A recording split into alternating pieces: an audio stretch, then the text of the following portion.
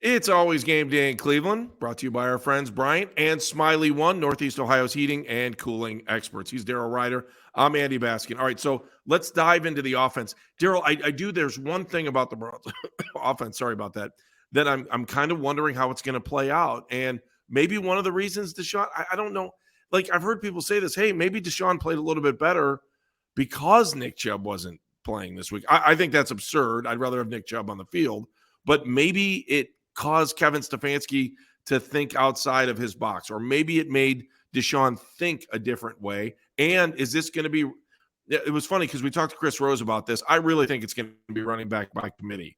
I'm having trouble buying into giving Jerome Ford the same number of carries you would give Nick Chubb. So maybe the committee is a little bit smaller, but I feel like Kareem is still going to be where Kareem is, and we'll see what happens with Pierre Strong. Like, if Pierre Strong gets hot, I say you ride that train.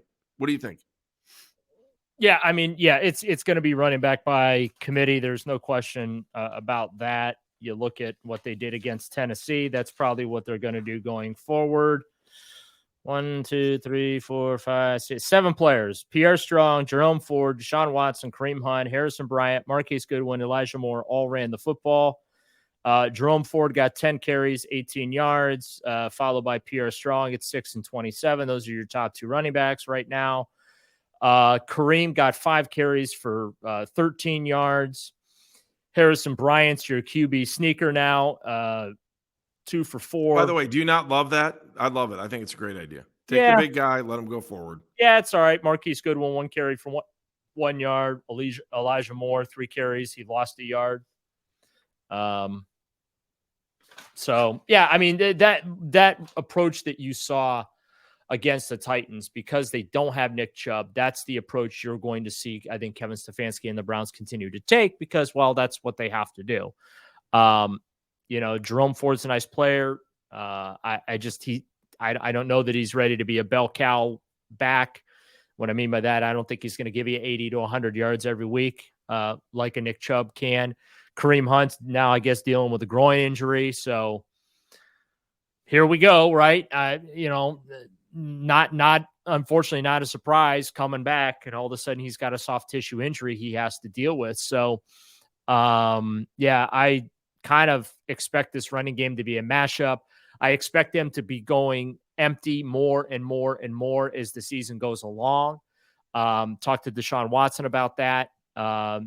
And a couple of offensive players on Wednesday, and they just kind of feel like it spreads the defense out. And by spreading the defense out, by going empty, that hopefully opens up some routes and some seams for receivers, tight ends, and running backs to find some open space for Deshaun Watson to get them the football. So I think that you're right. Yeah. Running game's going to be by committee, and then they're going to do a lot of empty sets. So just, I mean, to reiterate too, because Chris made me question what I was thinking. I think everything you just said was right. Like, I'm looking at this Browns running attack, and I'm like, I just don't see the carries the same way. And I just already explained that. But Chris just made it. I think Chris has the feeling that they want Jerome Ford to do everything that Nick Chubb does. And there is no Nick Chubb, or they want to give him the same amount of carries. And I'm not buying that. So I'm glad that you said what you just said, because I don't see it, and I don't know that it's beneficial. If you don't have a Nick Chubb type running back, why wouldn't you try to find the hot hand, right? Well, they view Jerome Ford as being able to step into that. So what Chris Rose told you is 100% true. Okay. But there's a reality to it, though, isn't there? Right. Exactly. Yeah. So what we saw on Sunday with the run game is what we're going to see going forward. It's kind of like the return game, right? When Jakeem Grant got hurt last year, remember I told you the return game was going to be a hot mess and there's just nothing you can do about it. Mm-hmm. And then Jakeem Grant got hurt again this year, and I said, well, the return game is going to be back to a hot mess and there's nothing you can do about it. Well, guess what's happened, right? The return game has been a hot mess and there's nothing that Bubba Ventrone can do about it. And I kind of feel that way about the running game, that, yeah, I think Jerome Ford's going to give you a little something, right? You're going to get a spark here and there. But if you're expecting him to do that week in and week out, I just don't feel that's realistic. I don't think that that's fair to him as well.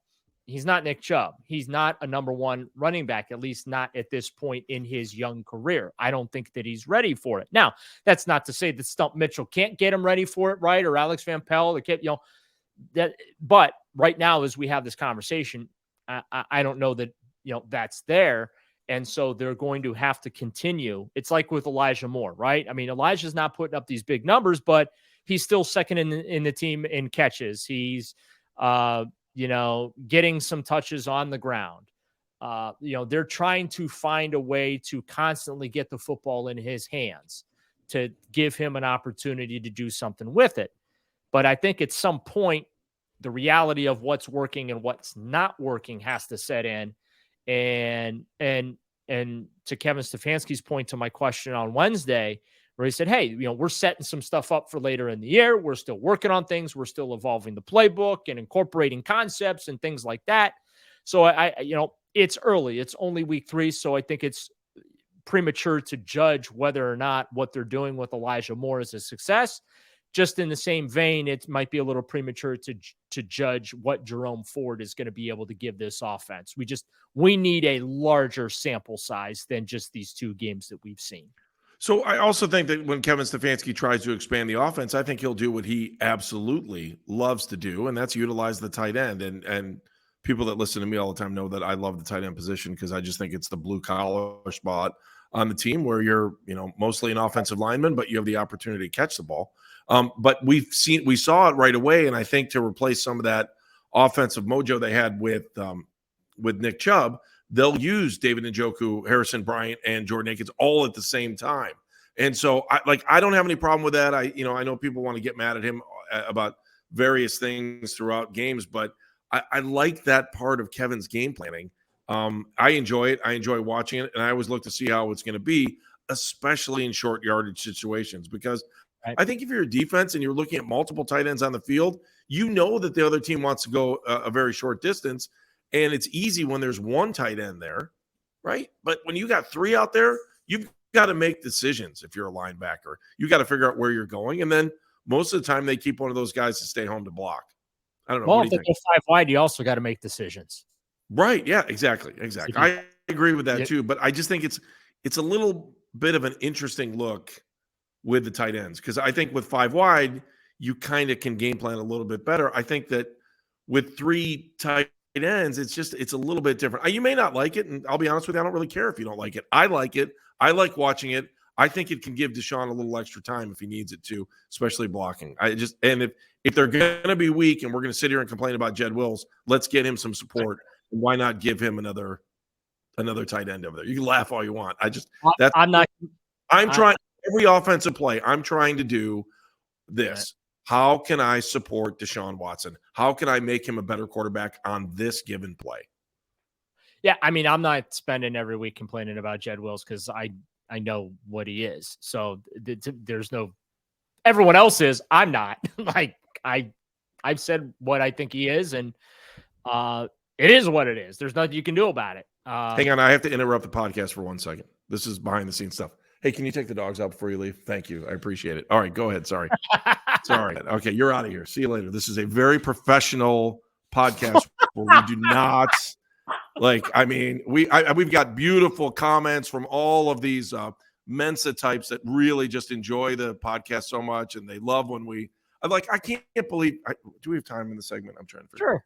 Yeah, we have 30 seconds. Don't rip Meredith. Can you stop it, please? Ridiculous. I brought Meredith in to talk about Travis Kelce. Okay, I did. I'm the one. By the way, blame somebody. It's me.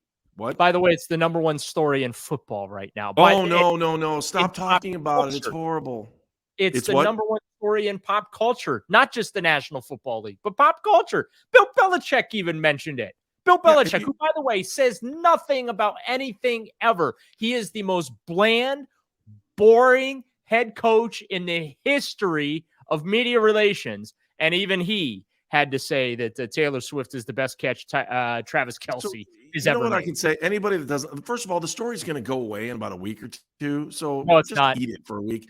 And the other thing, I can't think of a better word. We had somebody call in today. It was a good caller. He's a nice guy, and I don't have any problem with him. But if you're going to sit here and take time to write about it in our comment section, you're a turd. You really are. I mean, find something better to do. And don't blame Meredith because she's has a little bit of knowledge of what's going on in the world. If you don't like it, don't watch it. I don't care. We have over 1,000 people that are watching this, and that might be small in the world of YouTube, but I don't care. I don't really care. So stay off Meredith. You have no right to do that. You're a turd. Okay, what do we got? What else are we doing? I don't know. I was just reading a Twitter comment from our afternoon host. What did it say? What did it say? What did it say? Since we're on the don't do it rant here. Yes. Some jackhole stole Terry Francona's scooter 10 days ago. Again? Not only stole it, but stripped it for parts, apparently. Oh, no. It gets worse. Defecated on it.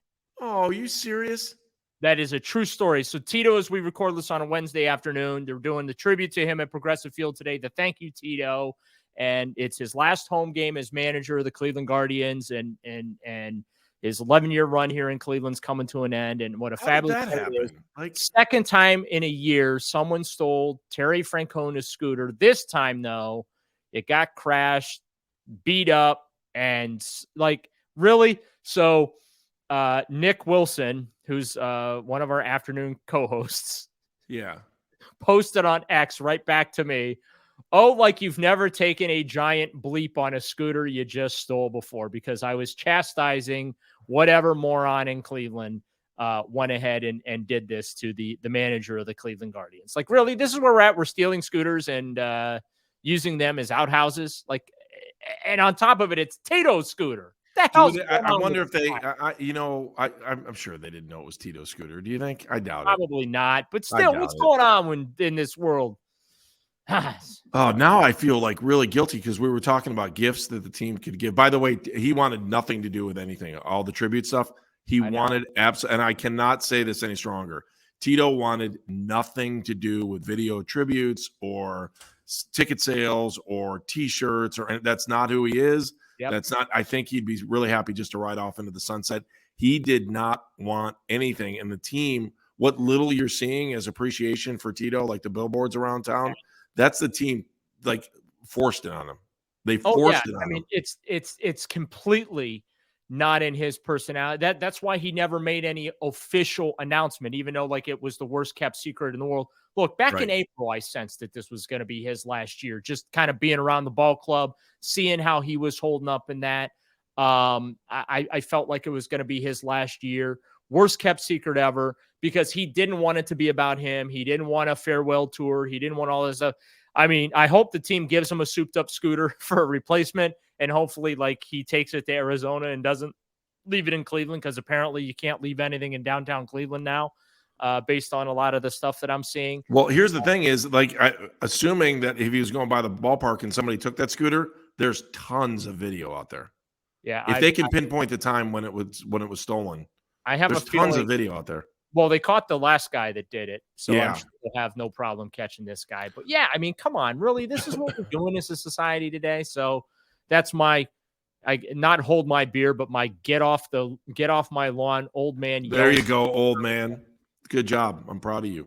Welcome to the club, Daryl Ryder. Welcome to the club. More. It's always game day in Cleveland coming up right after this. We're going to talk about the AFC North.